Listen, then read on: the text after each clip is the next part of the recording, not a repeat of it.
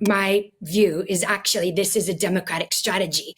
They want Donald Trump to be the GOP nominee going into the 2024 general election, because if they didn't, they wouldn't continue to bring forth all of these indictments and charges against what is not necessarily a former president, but is a political opponent of Joe Biden. So yes, I think they want to run against him. They think they can beat him. They beat him in 2020. And every time there's an indictment, which actually, if you look at the calendar, completely coincides with very bad negative news coming out about the Biden family influence peddling. So the timing is quite interesting. Yeah, it's elevating him in the polls. He's got a solid 35% approval rating amongst Republican voters, who I don't think any mugshot or anything he could do would deter those people from voting for him. However, the people that will most likely decide the election are depending on whatever poll you look at, 48 to 50% of the independent voters, the persuadable voters. And unlike the four of us right here on this call who are, probably looking at the nuances of these different cases and looking closely at all of the, political stories, most of those voters are just trying to put food on the table, get their kids back to school after being locked down for a few years. So they're not going to be paying attention to the nuances of these. They're going to just be reading the headlines. And a lot of those people might decide, you know what, this is just too messy. Even if this is the criminal justice system being weaponized against a political opponent, which is something we've never done before in the US,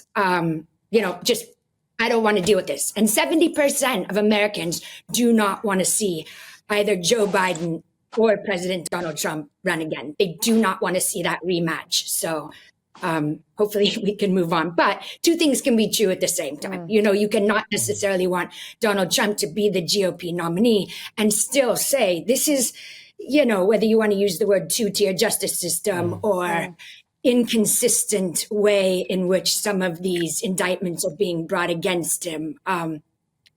Two things can be true at the same time. So, okay, Alan, I want to bring you in at this point. What do you make of that school of thought there from Jennifer? The Democrats actually want this. This is a plot by the Democrats because they know that each of these indictments actually increases Trump's popularity, and they want him in the running against Joe Biden.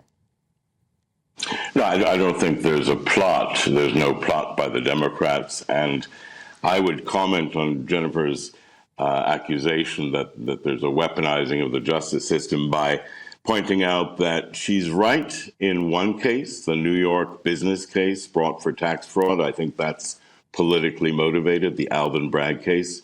But I think she's wrong about Jack Smith, who is a career prosecutor and has got abundant evidence, apparently, that Mr. Trump obstructed justice, kept top secret documents, and also tried to overthrow the result.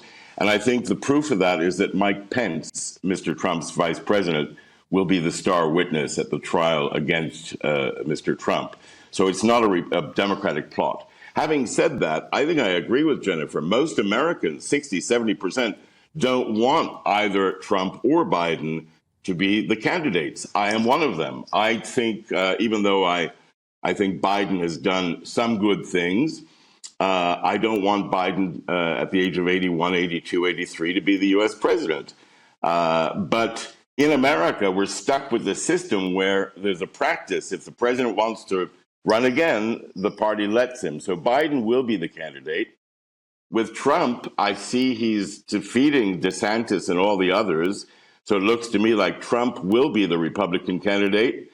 And of course, our American Constitution allows you to run for president even from jail. So it'll be a weird 2024.